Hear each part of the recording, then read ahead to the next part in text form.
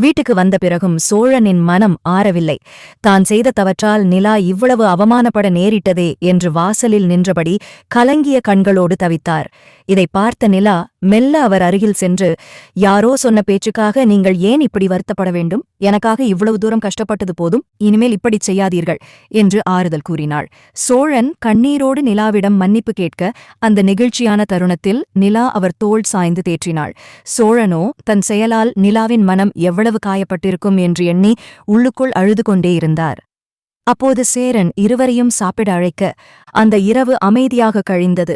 ஆனால் நிலாவிற்கு தூக்கம் வரவில்லை. சோழனின் எதிர்காலத்தை பற்றியே சிந்தித்துக் கொண்டிருந்தாள். மறுநாள் காலை நிலா எழுந்து வர தாமதமானதால் பதற்றமடைந்த சோழன் கதவை தட்டி அவளை எழுப்பினார். இரவு முழுவதும் தூங்காததால் ஏற்பட்ட சோர்வுடன் வெளியே வந்த நிலா அனைவரிடமும் மன்னிப்பு கேட்டாள். சேரன் மீண்டும் நிலாவை பிசினஸ் பார்ட்னராக தொடரச் சொல்ல நிலாவோ திடமான ஒரு முடிவை அறிவித்தாள். இனி நான் யாருடைய பிசினஸிலும் பங்காளியாகப் போவதில்லை, வேலைக்குச் செல்லப் போகிறேன் என்று கூறியவள் தன் மனதில் உதித்த ஒரு புதிய திட்டத்தைச் சொன்னாள். சோழனுக்கு இனி யாரும் வேலை தரமாட்டார்கள் என்பதால் சொந்தமாக ஐஎன்ஆர் டிராவல்ஸ் என்ற பெயரில் ஒரு நிறுவனம் தொடங்கப் போவதாகக் கூறினாள். பணத்திற்கு என்ன செய்வது என்று சேரன் கேட்க தன் தாலிக்கொடியை அடமானம் வைத்து மீதித் தொகையை லோன் எடுத்து கார் வாங்கலாம் என்று நிலா சொன்னது அனைவரையும் நெகிழச் செய்தது. நடேசன் தன் மருமகளின் அறிவையும் தியாகத்தையும் பார்த்து பெருமிதம் கொண்டார்.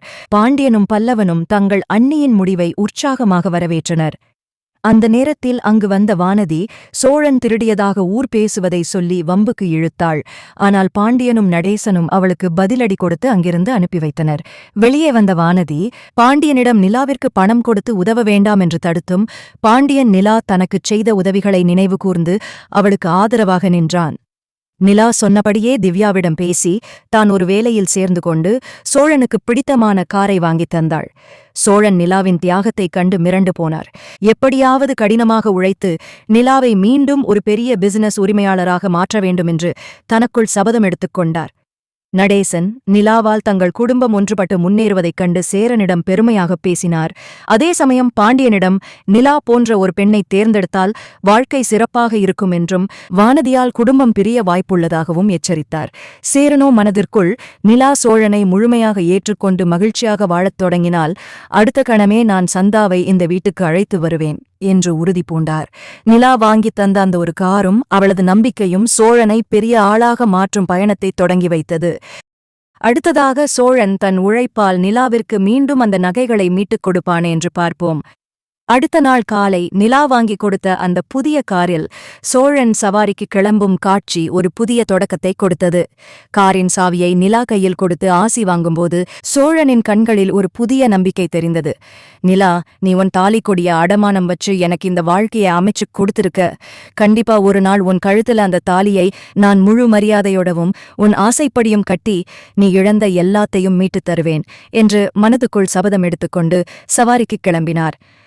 சோழன் போன பிறகு நிலா தன் வேலைக்கு கிளம்பத் தயாரானாள். அப்போது நடேசன் அவளை அழைத்து, மருமகளே, நீ செஞ்சது சாதாரண விஷயமில்ல. இந்த ஊர்ல இருக்கிறவங்க எவ்வளவோ பேசினாங்க. ஆனா அதையெல்லாம் காதுல வாங்காம உன் புருஷன் மேல நீ வச்ச நம்பிக்கையும் இந்த குடும்பத்துக்காக நீ செஞ்ச தியாகமும் தான் இன்னைக்கு எங்களை நிமிர்ந்து நிக்க வைக்குது. ஆனா ஒண்ணுமா, சோழன் இப்போ ஒரு வழியில வந்துட்டான். ஆனா இந்த சேரன் இருக்கானே, அவன் மனசுல ஏதோ ஒரு பாரம் இருக்கிறது எனக்கு தெரியுது என்று மெல்ல பேச்சை கொடுத்தார். நிலா சிரித்துக்கொண்டே, அங்கிள், நீங்க எதையும் கவலைப்படாதீங்க. சேரன் அண்ணாவுக்கு ஒரு நல்ல வாழ்க்கை அமையணும். அவர் மனசுல சந்தா இருக்காங்கன்னு எனக்கு தெரியும். ஆனா அவர் உங்களுக்காகவும் சோழன் நிலா பிரச்சனையை தீர்க்கணும்னு தான் காத்துட்டு இருக்காரு. நாங்க 2 பேரும் சந்தோஷமா இருந்தாலே அண்ணாவும் அவர் காதலை தேடிப் போயிடுவாரு என்று கூறி நடேசனை ஆறுதல் படுத்தினாள். அதே சமயம் சோழனுக்குச் சொந்தமாக கார் வாங்கி டிராவல்ஸ் ஆரம்பித்த விஷயம் வானதிக்குத் தெரியவர அவள் பொறாமையில் துடித்தாள். பாண்டியனை தேடி வந்து, என்ன பாண்டி, உங்க அண்ணி என்னமோ பெரிய தியாகி மாதிரி தாலியை அடமானம் வச்சு கார் வாங்குறாங்களாம். நாளைக்கு அந்த காரை வச்சு லோன் கட்ட முடியாம உங்க அண்ணன் திரும்பவும் திருடப் போகப் போறாரு பாரு என்று விஷத்தை கக்கினாள். ஆனால் பாண்டியன் இந்த முறை அமைதியாக இல்லை. வானதி, இங்க பாரு, எங்க அண்ணி பண்ணது தியாகம், அது உனக்கு தெரியாது. இனியும் எங்க அண்ணனை பத்தியோ இல்ல அண்ணிய பத்தியோ தப்பா பேசுனேனா நம்ம 2 பேருக்கும் இடையில இருக்கிற உறவே முடிஞ்சிடும் என்று எச்சரித்து அனுப்பினான். வேலை முடிந்து மாலை சோழன் வீடு திரும்பும்போது கையில் ஒரு சிறு பொட்டலத்தோடு வந்தான். அன்றைய முதல் சவாரியில் வந்த வருமானத்தில் நிலாவுக்குப் பிடித்தமான மல்லிகை பூவையும் இனிப்பையும் வாங்கி வந்திருந்தான். நிலா, இது என்னோட முதல் சம்பாத்தியம், இதுல உனக்கு இதை கொடுக்கணும்னு தோணுச்சு என்று நீட்ட நிலாவின் கண்களில் மகிழ்ச்சி ததும்பியது. இந்த குடும்பம் கொஞ்சம் கொஞ்சமாக மீண்டு வருவதை பார்த்து சேரன் மனதுக்குள் நெகிழ்ந்தான்.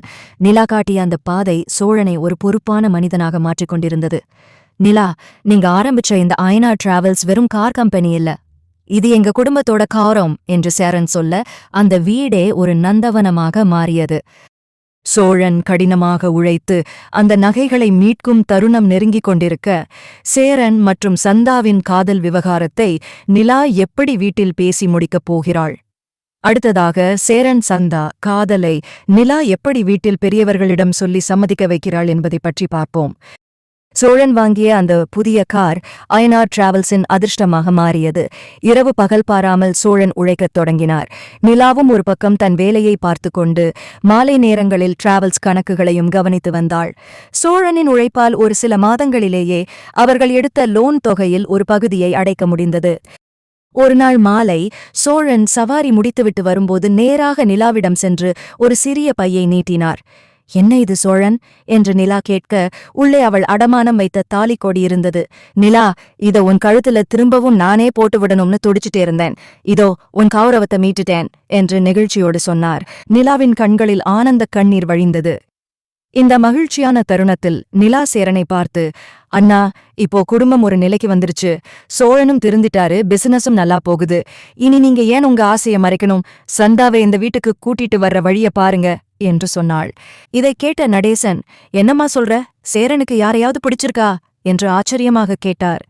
நிலா மெல்ல சேரன் மற்றும் சந்தாவின் காதலை பற்றி எடுத்துச் சொல்ல நடேசன் முதலில் சிறிது தயங்கினாலும் நிலாவின் பேச்சை தட்ட முடியாமல் சம்மதித்தார். நிலா, நீ சொன்னா அது சரியாதான் இருக்கும், சேரனுக்கு பிடிச்சிருந்தா எனக்கும் சம்மதம்தான் என்று அவர் சொன்னதும் சேரன் அடைந்த மகிழ்ச்சிக்கு அளவே இல்லை. ஆனால் இந்த விஷயத்தை கேள்விப்பட்ட வானதி, பாத்தியா பாண்டி, உங்க அண்ணி வந்ததிலிருந்து இந்த வீட்ல எல்லாரும் அவ சொல்றதையே கேட்டுட்டே இருக்கீங்க. இப்போ சேரனுக்கும் அவன் காதலிச்ச பொண்ணையே கட்டி வைக்க போறாங்களாம், நம்ம கல்யாணத்துக்கு மட்டும் ஏன் இவ்வளவு இழுபறி என்று பாண்டியனிடம் சண்டை போட்டாள். பாண்டியன் அவளை அமைதிப்படுத்த முயன்றும் வானதி விடாமல் பிரச்சனை செய்தாள். இதற்கிடையில் நிலாவுக்கு ஒரு பெரிய நிறுவனத்திலிருந்து ஆர்கிடெக்ட் வேலைக்கான அழைப்பு வந்தது. சோழன், நான் இந்த வேலையில சேர்ந்தா இன்னும் நம்ம பிசினஸை பெருசு பண்ணலாம், நீங்க இன்னும் 4-5 கார் வாங்கி ஒரு பெரிய டிராவல்ஸ் ஓனரா மாறணும் என்று நிலா தன் கனவை சொன்னாள். சோழனும், கண்டிப்பா நிலா, நீ என் கூட இருக்கும்போது எனக்கு எதுவுமே பயம் இல்ல என்று அவளை ஊக்கப்படுத்தினார். அடுத்த சில நாட்களில் சேரன் சந்தா திருமண ஏற்பாடுகள் தொடங்கின. அந்த பெரிய விசேஷத்தில் பாண்டியன் மற்றும் வானதியின் நிலைப்பாடு என்னவாக இருக்கும்? சோழன் தன் உழைப்பால் ஊர்வாயை எப்படி அடைக்கப் போகிறார்? அடுத்ததாக சேரன் சந்தா திருமணத்தில் வானதி செய்யப்போகும் கலைப்பரங்களைப் பத்தி பார்ப்போம். வீடியோ பிடிச்சிருந்தா லைக் பண்ணுங்க, கமெண்ட் பண்ணுங்க, மறக்காம நம்ம சேனலை சப்ஸ்கிரைப் பண்ணுங்க.